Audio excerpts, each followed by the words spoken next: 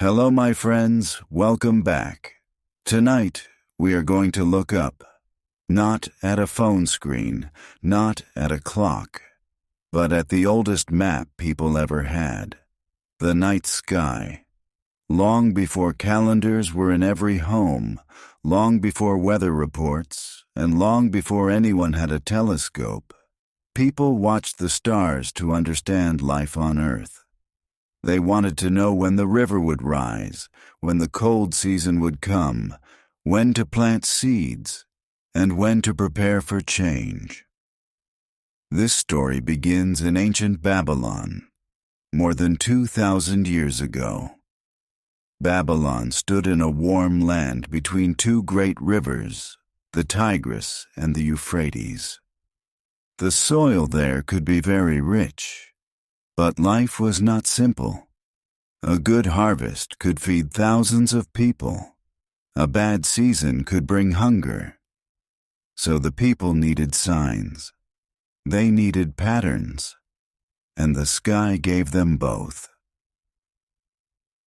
At night, when the city became quiet, trained sky watchers climbed high temple towers called ziggurats. From there, they could see far across the flat land. Below them were dark streets, sleeping houses, and small fires. Above them was a huge black sky filled with stars. These watchers were not just dreamers. They were careful observers.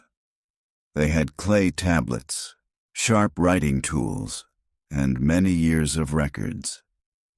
They wrote down what they saw night after night. They noticed where the moon appeared. They noticed when bright planets moved. They noticed which stars rose before sunrise and which stars disappeared in the evening light. After many years, one great pattern became clear. The sun seemed to follow the same road through the sky every year. Of course, people could not see the stars beside the sun during the day because sunlight was too strong, but they could study the sky just before sunrise and just after sunset. Slowly, they understood that the sun, the moon, and the wandering planets all moved near one special road in the heavens. Today, we call this road the ecliptic. To ancient people, it was not just a scientific line. It was the great road of the sky. It was where the most important heavenly bodies traveled. If the moon was on this road, people watched it.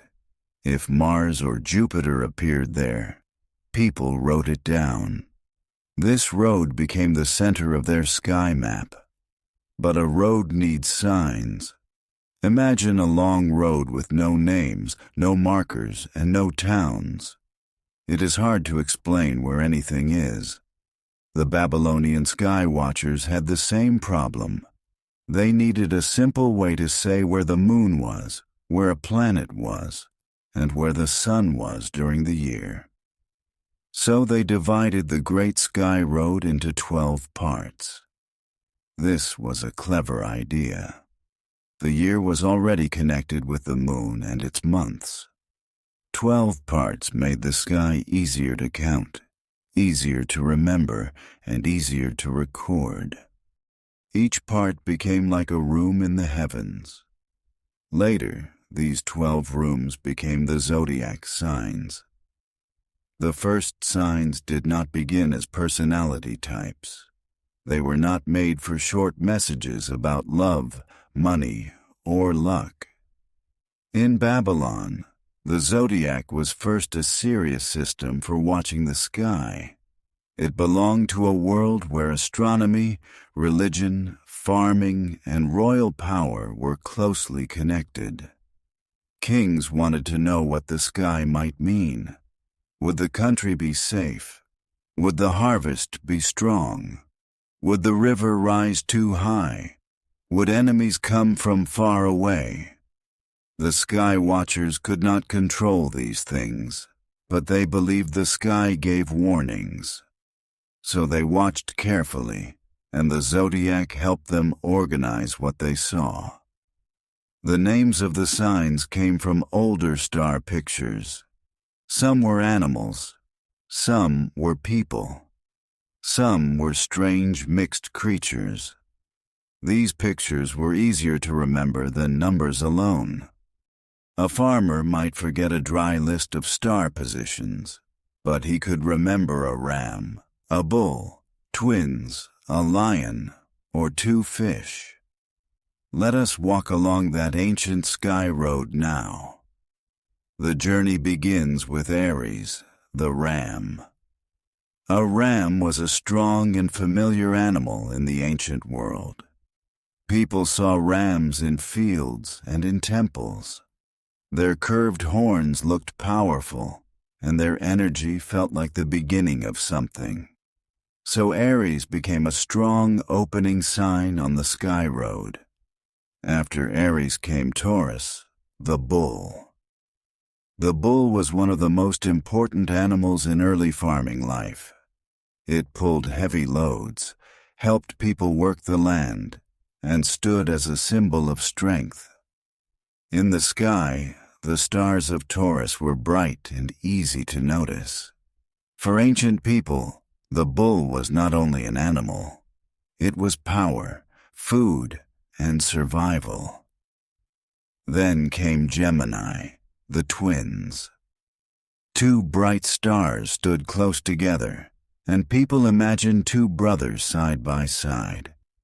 Later, the Greeks connected them with Castor and Pollux, famous twins from their stories. The idea was easy to love. Two figures in the sky, always near each other, became a symbol of connection and friendship. Next came Cancer, the crab.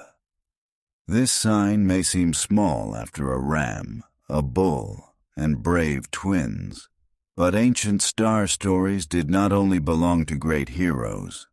The crab had its own place. It moved sideways, it protected itself, it carried its home like armor. In a sky full of powerful animals, the crab reminded people that even small creatures can be important. Then the road reached Leo, the lion. The lion was a royal animal in many ancient lands. It was dangerous, beautiful, and full of strength. Kings used the lion as a symbol because it showed courage and power. When people saw Leo in the sky, they imagined a great lion watching over the world from above. After Leo came Virgo. Virgo was often shown as a young woman connected with grain, harvest, and the earth. In many old cultures, a woman holding wheat or grain meant life itself. Without grain, cities could not grow. Without harvest, families could not eat. So Virgo carried a quiet but very important meaning. She was not loud, but she was deeply connected with life. Then came Libra, the scales. Libra is different because it is not an animal or a person. It is an object used to weigh things. In markets, scales helped people trade fairly. In courts, the idea of balance became connected with justice. Libra reminded people that life needs order. Too much on one side, and everything falls out of balance. After Libra came Scorpio. In hot lands, scorpions were real creatures that people respected and feared. A scorpion was small, but it could hide under a stone and strike quickly. This made Scorpio one of the most mysterious signs. It was not big like Leo. It was not strong like Taurus, but it had danger, silence, and surprise. Then came Sagittarius, the archer. An archer looks forward. He aims at something far away. In Greek stories, Sagittarius became connected with a centaur, a creature with the body of a horse and the upper body of a man. This strange image joined speed, skill, and human thought. It made the sign feel adventurous and full of movement. After Sagittarius came Capricorn. Capricorn is one of the strangest signs because it is often shown as a goat with the tail of a fish. To modern eyes, this may look unusual, but ancient people loved mixed creatures. A goat could climb high mountains. A fish could move through deep water. Capricorn joined two worlds, the high places of earth and the hidden places of water. Then came Aquarius, the water carrier. In ancient lands, water was never just water. It was life. A dry season could hurt crops and animals. A river could save a city. Rain could feel like a gift from heaven. So the figure of a person pouring water from a jar had strong meaning. Aquarius carried the image of life flowing down to the world. Last came Pisces, the fish. Fish lived in rivers and seas, places full of mystery. People could see the surface of the water, but not always what was below. Because of this, fish often felt connected with hidden life and deep movement. Pisces closed the Zodiac road with two fish swimming through the sky, as if the circle was ready to begin again. Together, these 12 signs made a sky calendar. As the year passed, the sun seemed to move from one sign to the next. This helped people speak about time. It helped priests write records. It helped farmers connect seasons with the heavens. The zodiac was not only beautiful, it was useful. But the story did not stay in Babylon. Ideas travel when people travel. Merchants carried goods across deserts. Soldiers carried languages across borders. Scholars carried knowledge from one culture to another. Little by little, the zodiac moved west, from Babylon to the Greek world. The Greeks were fascinated by the system. They already loved stories about gods, heroes, monsters, and strange creatures. When they learned about the 12-part sky road, they added their own imagination. The signs became more than markers. They became characters in a great sky story. Aries became connected with the golden ram. Taurus became connected with stories of Zeus. Gemini became the twin brothers Castor and Pollux. Leo became the lion from the labors of Heracles. Scorpio became part of the story of Orion, the great hunter. The Greek world gave the zodiac a new voice, full of myth and drama. The word zodiac also comes from Greek. It means something close to circle of animals. This name fits very well because many signs are animals or living beings. A ram, a bull, a crab, a lion, a scorpion, a goat, and fish all live on this circle. Even the human signs feel alive, like travelers on the same road. Later, the Romans took many Greek ideas and spread them even farther. They used the Latin names that many people still know today: Aries, Taurus, Gemini, Cancer, Leo, Virgo, Libra, Scorpio, Sagittarius, Capricorn, Aquarius, Pisces. These names are old, but they are still spoken all over the world. This is why the zodiac feels both familiar and ancient. When someone says Leo or Pisces today, they are using words that passed through many hands and many languages. Behind each name, there are Babylonian sky watchers, Greek storytellers, Roman writers, and many centuries of human curiosity. But there is one important detail. The zodiac signs and the real constellations are not exactly the same thing. A zodiac sign is 1/4 part of the sky circle. Each sign takes 1/12 of the circle. A constellation is different. It is a real group of stars, and real star groups are not equal in size. Some are wide, some are small, some are easy to see, others are faint. The ancient system was made to be useful. It gave the sky order. It made time easier to divide. It helped people write clear records. It was like drawing lines on a map. The lines were human ideas, but they helped people understand a real place. Over thousands of years, the sky also changes slowly from our point of view. The Earth moves in a very slow way, like a spinning top that gently changes direction. Because of this, the position of the sun against the background stars is not exactly the same today as it was in ancient times.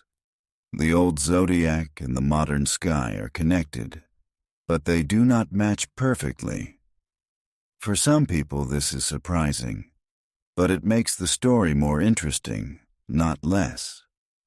The zodiac is not only a picture of the stars, it is also a picture of the human mind. It shows how people tried to bring order to a huge and mysterious universe. Think about one Babylonian watcher on a quiet night. He stands on a tower while the city sleeps below him. The river shines softly in the moonlight. Far away, a dog barks. The warm air smells of dust and water. He looks up and sees a bright planet near a familiar star group. Then he presses marks into a soft clay tablet. He does not know that his work will travel through history. He does not know that people thousands of years later will still speak about the same signs. To him, it is only another night of watching, another note, another mark, another small piece of the great sky puzzle. Now imagine a Greek storyteller many years later. He hears about these signs and looks at the same sky, but where one person sees a marker, he sees a hero. Where one person sees a group of stars, he sees a lion, a hunter, a pair of brothers, or a creature from a myth. He turns the sky map into a sky theater. Then imagine a Roman writer. He writes the names in Latin. He copies old stories. He teaches them to others. The empire builds roads, cities, and libraries. The zodiac moves with books, with teachers, and with travelers. It becomes part of a larger world. Century after century, the zodiac changes. In the Middle Ages, scholars in the Islamic world studied the stars with great care. They translated old texts, improved star tables, and gave many stars names that are still used today. Their work helped protect and develop sky knowledge during an important time in history. Later, in Europe, astrology became popular in royal courts. Kings and queens sometimes asked astrologers for advice. Doctors, scholars, and writers studied the heavens. People believed the stars and planets could influence life on Earth. Not everyone agreed, of course, but many took these ideas seriously. At the same time, real astronomy was growing stronger. Careful observers measured the sky with better tools. Mathematicians made better models. Later, telescopes opened a new age. People learned that Earth was not the center of everything. They learned that planets were worlds moving through space. This changed the way many people understood the zodiac. For scientists, the zodiac became a useful word for a band of sky near the path of the sun, moon, and planets. For storytellers, it remained a beautiful circle of ancient images. For many ordinary people, it became a personal symbol connected with birth months and character. Today, people use zodiac signs in many different ways. Some people enjoy them for fun. Some see them as tradition. Some like the art, the symbols, and the old stories. Others study the history behind them. But even if people disagree about astrology, one thing is clear. The origin of the zodiac is real history, and it began with patient human eyes watching the sky. That is the most exciting part of the story. The zodiac was not created by one person sitting alone with a strange idea. It was built slowly by many people over many generations. Farmers needed seasons. Priests needed records. Kings wanted signs. Travelers carried knowledge. Storytellers gave the signs life. A simple need became a system. A system became a tradition. A tradition became a world symbol. And now, when we hear the word zodiac, we are touching a chain that reaches back thousands of years. The sky above us is the same sky that ancient people watched. Not exactly the same in every position because time changes everything slowly.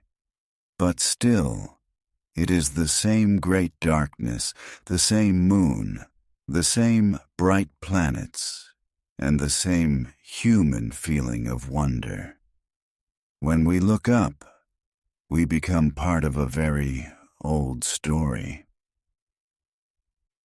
Maybe this is why the zodiac never fully disappeared. It connects two things people have always loved: order and mystery. The 12 signs give order. They make a circle. They divide the year. They give names to the road of the sun. But the stars themselves remain mysterious. They are far away, silent, and beautiful. And maybe that is enough. We do not need to believe every old idea to respect it. We can look at the zodiac and see human intelligence. We can see careful observation. We can see imagination. We can see the desire to understand time, nature, and our place in the world. So the next time you hear someone say, "I am Aries," "I am Leo," "I am Virgo," "I am Pisces," remember that these names are more than simple labels. They are small pieces of an ancient journey. They began in the night air above Babylon, traveled through Greece and Rome, passed through books and languages, and arrived in our modern world.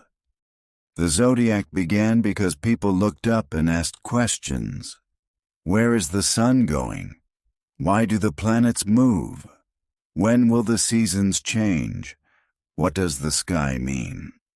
Those questions were simple, but they opened a door. Behind that door was astronomy, mathematics, myth, art, and history. And this is the real origin of the zodiac signs. Not magic in one sudden moment.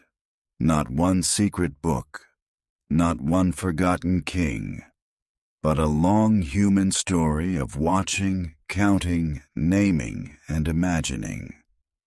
A story written first on clay tablets, then in Greek myths, then in Roman books, then in medieval star charts, and now in the words we still use today.